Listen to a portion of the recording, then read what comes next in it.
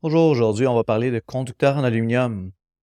Donc, est-ce que c'est problématique ou ça ne l'est pas?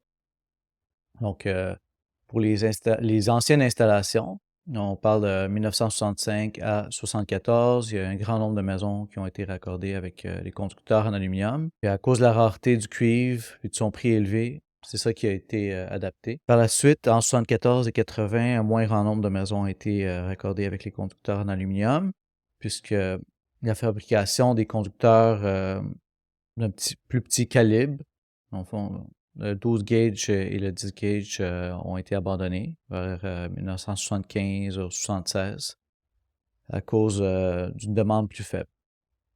Et à cette époque, on avait constaté qu'un certain nombre de défaillances ont apparu, là, ont été causées par des connexions qui sont lâches aux extrémités, là, donc aux interrupteurs, prises de courant, luminaires.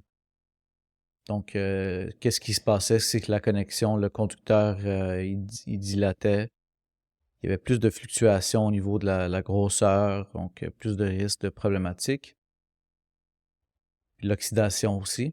Et que faire lorsqu'un assureur demande une lettre de conformité d'un entrepreneur en électricité ou exige carrément un remplacement du câblage aluminium? Premièrement, il faut savoir que l'utilisation des conducteurs d'aluminium est permise par le Code de construction du Québec. On peut le retrouver dans le chapitre 5. Il a toujours été, de toute façon. Un assureur peut être plus exigeant que le Code et donc demander le remplacement du filage d'aluminium. Souvent, l'inspection va révéler l'incompatibilité entre l'aluminium et les vis de laiton euh, qu'on retrouve là, sur les interrupteurs et les prises. En général, là, moi, j'ai rarement vu des cas comme ça qui demandent de remplacer l'aluminium. Je l'ai vu une seule fois, c'était pour un multilogement. Alors, magasinez bien vos assureurs.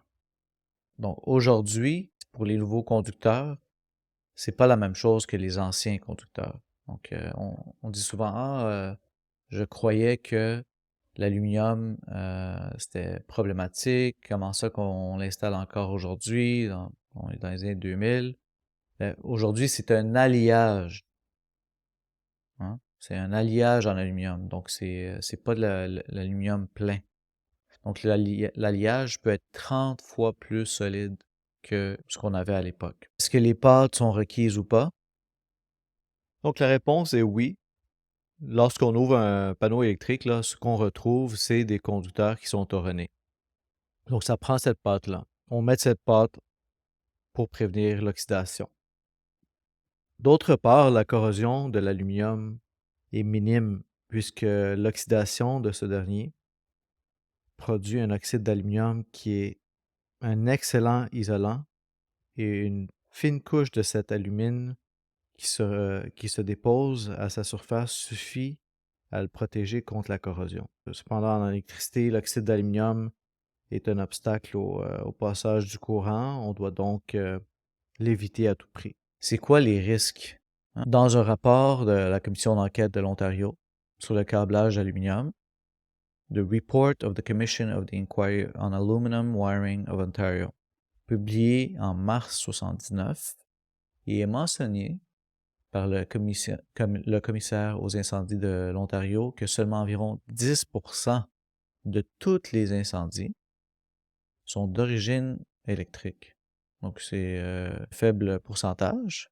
De plus, les informations démontrent que la majorité des feux d'origine électrique sont causés par des défaillances des appareils et aux cordons prolongeurs, donc les extensions, les fameuses extensions, et que très peu prennent d'origine dans le câblage électrique, cuivre ou aluminium. Donc, si on trouve des conducteurs d'aluminium dans les propriétés des années 60, 70 et même dans les récents bâtiments, c'est important d'informer le client que le risque est quand même faible.